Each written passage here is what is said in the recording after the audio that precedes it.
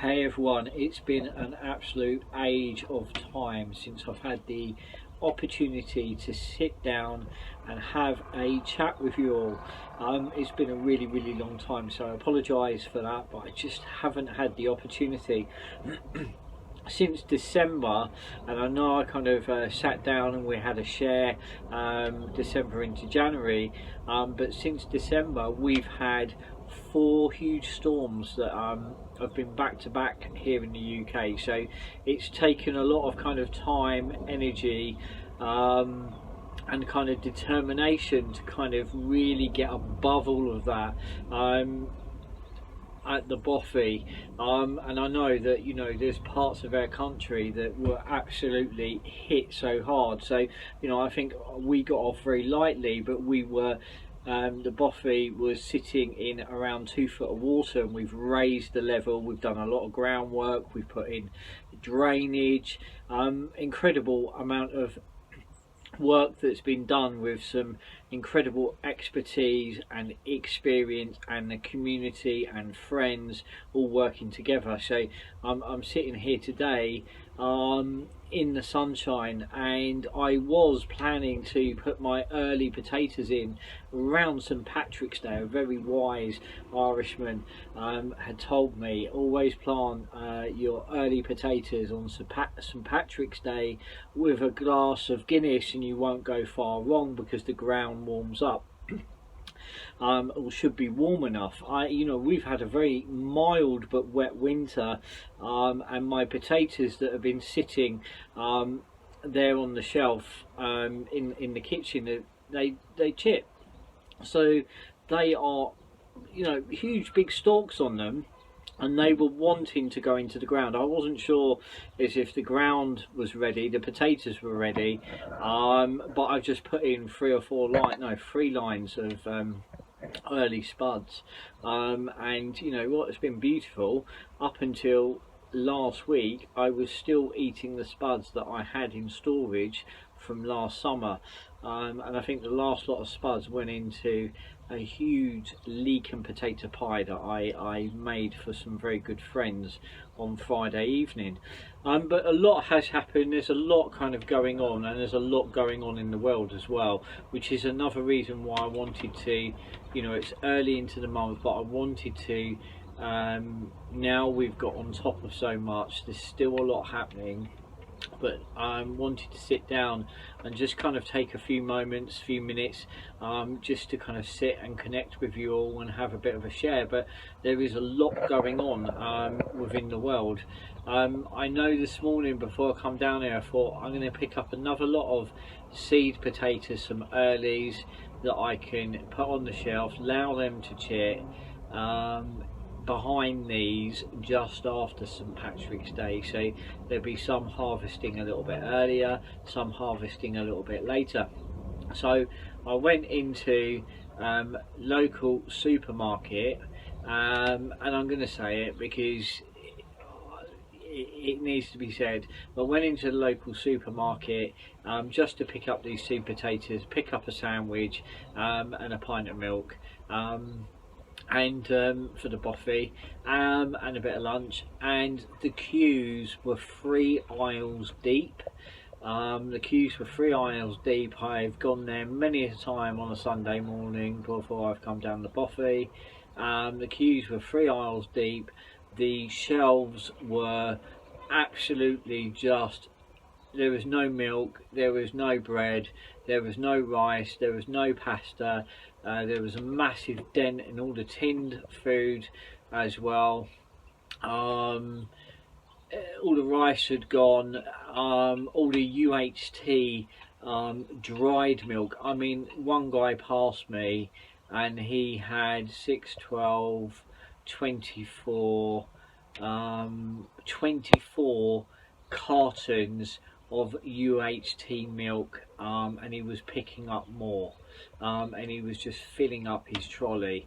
There was no toilet roll, there was no soap, there was no hand sanitizer, and sacks and sacks and sacks of potatoes were going as well, you know. And it's like, the guy working it took me an age, and I thought, I'm just, what do I do? I think this is what we're going to find. What do I do? Do I just leave all this, go to the shop, little shop? I think, it was going to be the same wherever I went. But there was immense kind of people pushing. There was real high levels of stress, and it was worse than Christmas, 10 times worse than Christmas. And I always say, I think Christmas, I see people panic buying. It's like, this is crazy.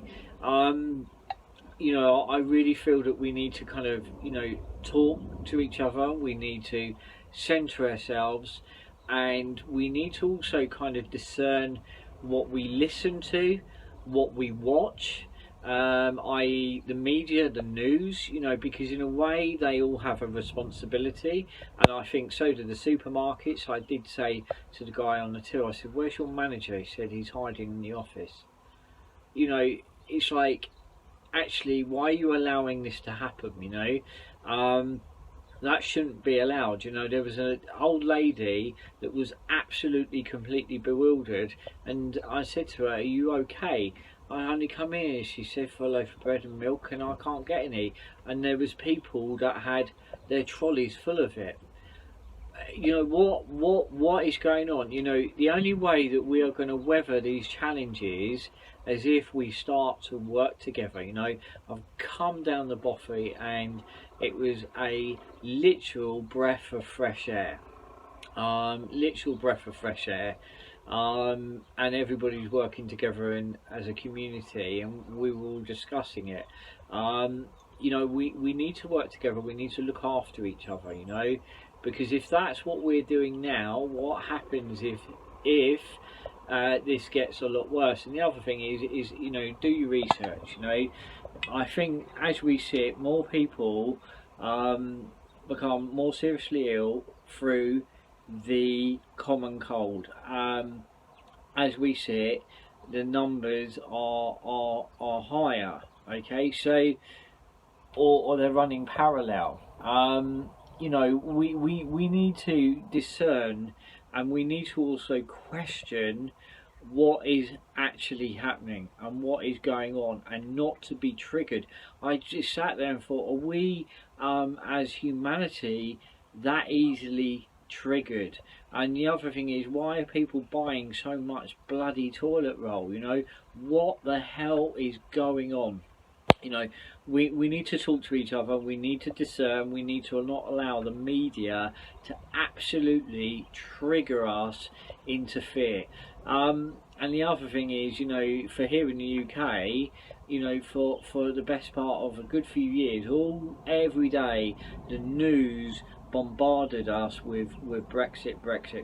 That's just disappeared, dissolved. No one's talking about it. Now they're talking about the coronavirus. I won't be able to monetize or put any adverts through this video now, but you know what, we need to talk about these things. We need to discuss them. And I'm not saying I'm absolutely right. It's what I feel, what I sense. It's what I feel inside of me, so I'm not saying I'm completely right or correct, but I have conviction on what I feel. We need to just pause. We need to stop. We need to work together. We need to understand this. These are really crazy times. If we look at what's going on around the world, there's so much trauma, there's so much chaos, and some good friends have been saying this for a good few years, that things are going to become very chaotic, but from that chaos can come a huge amount of healing. But we need to center, root ourselves, listen, work together. Now, what I'm going to do when I get home and I'm cleaned, as I say, I've been digging around in the mud today, but once I'm going to pull a card for this time, and going forwards, I think that would be a wonderful thing to do at the beginning of a month. Just kind of allow those cards to talk, see what spirit have got to say. But yeah, there's a few seeds for thought there, a few kind of food for thought, and it kind of in a way feels a bit like a rant, but maybe that's needed too. But you know, let us just really discern what is going on, and do we need to be panic buying? You know, that poor old lady, you know, just think about those people around you, check in, you know, of those people around you, and I hope to think that that supermarket is not like that tomorrow as well. um, you know, let's just pause, you know. Okay, when I get back we'll look at the cards.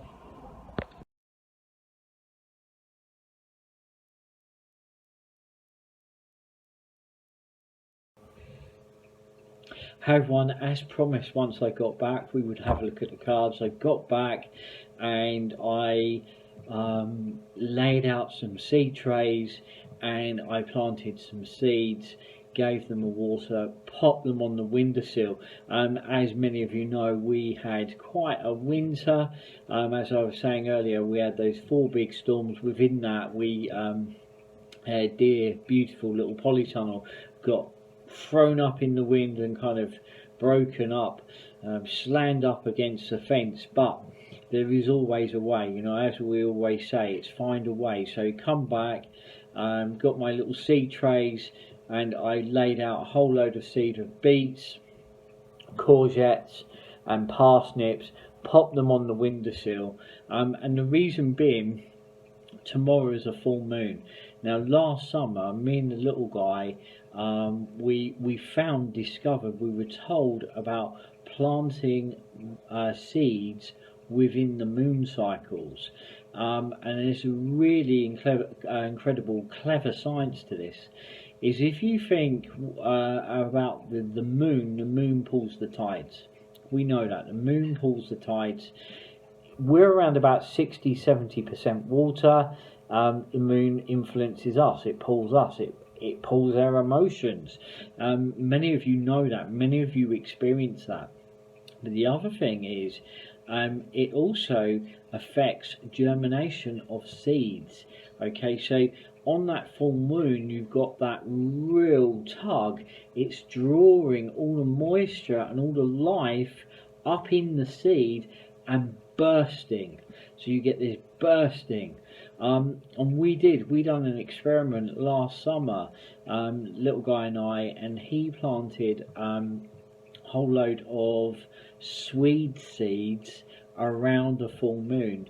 Then we planted another lot on a waning, and which thrived? Those that were planted on the full moon. And actually we are still harvesting them now, and they were absolutely wonderful. But they really did thrive and they grew really healthily. And some of the kind of research I've done, it imprints the whole of that plant's life. That start and beginning becomes imprinted into that seed, how it comes into the world and the whole of its life, which is absolutely incredible. So planting those seeds just on the cusp of the full moon, knowing that the moon is going to enhance, work with them, and it'll be really interesting to see how they progress going forwards. But as I say, whole load of beets, whole load of courgettes, whole load of parsnips now sitting on the windowsill, and they will, yes, they will be nurtured and nourished, and we will see what happens. So you know, these kind of tools and ways of working have been there for eons. It's just beautiful being able to tap back into them and use them in the modern age. So let's take some cards, okay, or let's take a card and see what it's going to say. What I really feel inspired to do, as I say, it's been an age, so much has happened, so much is happening, but it is an absolute age. What I'd love to do is round the full moon is just kind of share some wisdom, have a conversation, pull some cards, and see where that takes us, how it will unfold. So let's give these a shuffle and a mix up. there's a card there that wants to come. I think we're going to take one more as well. Right, there's a card there that wants to come. Let's have a look at what we've got. Okay, right, all makes sense. What we've got here is the Wheel card. Okay, and we've got the Tree card. Now, to me, this absolutely, I can really feel the message here from what I was saying to you earlier on, what I was sharing with you. And these are really uncertain times. You know, as we look out the window, as we look into the world, there's a whole load of movement. Okay, and some of it is absolutely incredible, and some of it is really kind of chaotic and uncertain. And I think what we've got to do is absolutely anchor ourselves. It's root ourselves. I've got another beautiful story, probably next video, about anchor and anchoring. Okay, beautiful story. But what we need to gently do is just, and some of you that follow me on Instagram will have a clue. But there's rooting that is absolutely needed at this time, so that we can kind of ground ourselves, root ourselves, you know, kind of move away from all this kind of stimulation, all this kind of movement, all this kind of noise, all this kind of chaos, all this uncertainty, and as I was saying earlier, all this kind of fear. You know, you switch on the TV, you listen to the news, and it's bang, it's on you. It's almost like there is a feeling of the media at times feeding off, inducing fear into the population. And I'm not saying that we shouldn't know. I think we absolutely should know what's going on. But here's the thing, we should know exactly what's going on. But at the same time is be mindful of not being triggered into an emotional state of kind of fear and chaos, you know. And the only way I think that we can really weather that and work with that is talking to those around us, talking to those that are older than us, you know, because there's normally a lot of wealth of life experience, and sharing how we're feeling, but then trying to apply a deeper kind of more rooted perspective. And I think that, you know, those of you that are watching this, you are people that are in a position of leadership at some level. You know, you're looking to grow, develop, transform your lives, and in turn transform the lives of those around us. You know, so it sees us in a position of leadership, and with that comes a responsibility of, you know, really discerning what absolutely is going on. Like I said, you know, I know I'm not an expert, but I know that there's immense fear within the population. I saw it today and I was shocked, and I wouldn't have wanted my little one wrapped up in all of that kind of fear, or exposed to that level of fear. And it was interesting because there was no children out shopping with parents today. That was the other thing that I saw this morning. There was no children shopping with their parents this morning. On Sunday mornings, that's what I've always saw as families, and there wasn't. It was one or the other parent, I guess, but no sign of children.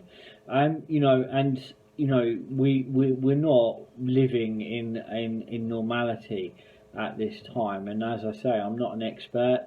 Some of the stats that I saw is that, you know, flu and cold has had higher rates of death, and you know, as I say, I don't know. You know, we have to discern. We have to look into, and we need to gently question. But I think it's about rooting and standing strong. And you know, earlier on I was talking about adapting. You know, but I think we also need to take a sense of leadership to not allow these things to change or really impact our way of life, in the sense of that we become fearful of walking out the front door. You know, I've spent the afternoon with my hands in the ground, in the earth, digging the soil, planting, you know, that food, and it grounds me. You know, it literally brings me back to myself, and I think that it's about, you know, doing those things that kind of bring us joy, and those things that lift us and inspire us. And definitely, you know, I think that we should not be triggered into fear that we don't leave our front door.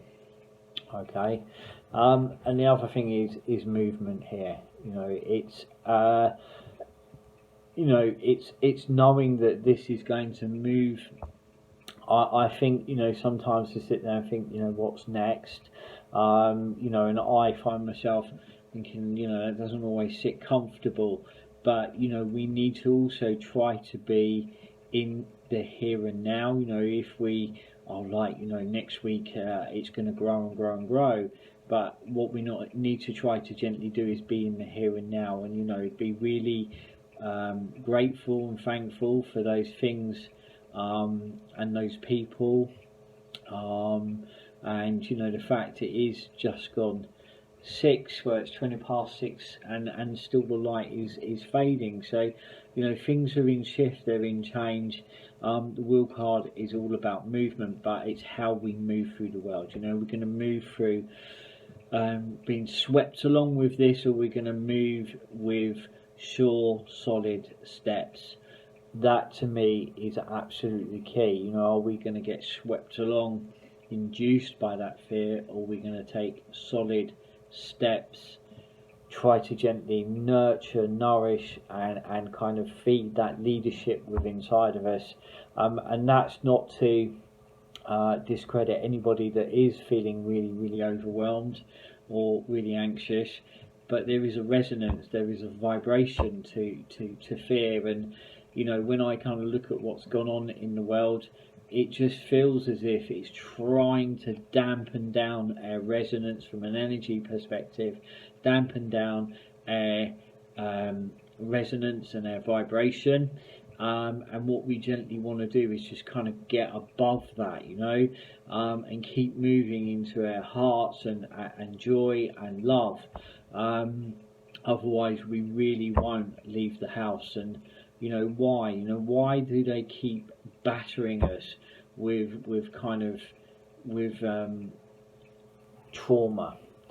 You know, why? You know, you think about here in the UK, all we heard for the last few years was Brexit, Brexit, Brexit, and it, you know, it was almost disabling, and it is really, really traumatic. And I think that, you know, the media, those organisations that are in huge influence, have a major responsibility. And not everybody's going to agree with what I'm saying, but you know what, as I said before, it's coming from my heart and it's coming from my place of experience. I'm not always saying that I'm right. There you go, there's a few seeds of 4, food for 4. Love to hear your comments, love to hear your experience and your thoughts around all of this as well. And as always, keep shining. See you soon.